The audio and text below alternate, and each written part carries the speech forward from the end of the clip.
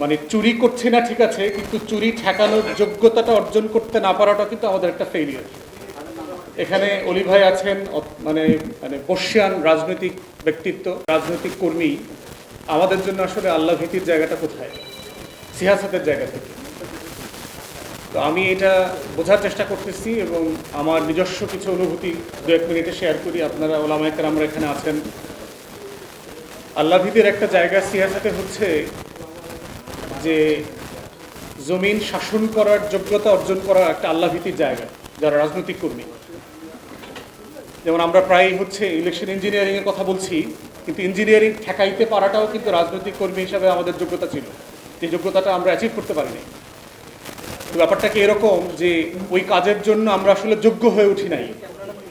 মানে চুরি করছি না ঠিক আছে, কিন্তু চুরি ঠেকানোর যোগ্যতাটা অর্জন করতে না পারাটা কিন্তু আমাদের একটা ফেলিয়ার।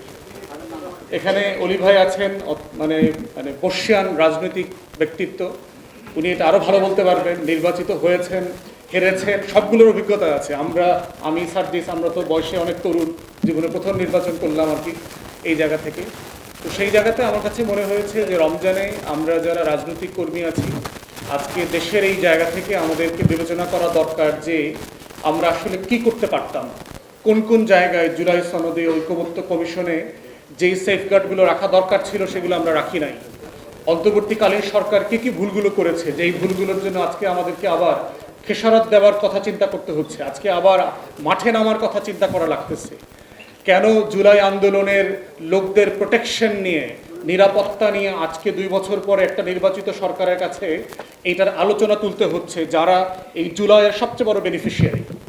তাহলে সেই জায়গাতে আগামী দিনের যে নতুন রাজনীতির বিনির্মাণ তৈরি হচ্ছে আমরা দেখতে পাচ্ছি, সেই বিনির্মাণের জায়গাতে রাজনৈতিক কর্মী আকারে আমরা যারা বাংলাদেশপন্থী রাজনীতি করে যাব ভবিষ্যতে, সেই জায়গাতে আমাদের ভাবনার দরকার হচ্ছে যে আসলে আগামী দিনের সেই রাজনীতির বিনির্মিত হবার প্রসেসে আমরা আসলে কি রোল প্লে করব, কখন করব, এবং এমনভাবে করা যেন আমাদের শত্রুরা বারবার আমাদের কাছ থেকে এই সুযোগটা না নিতে পারে।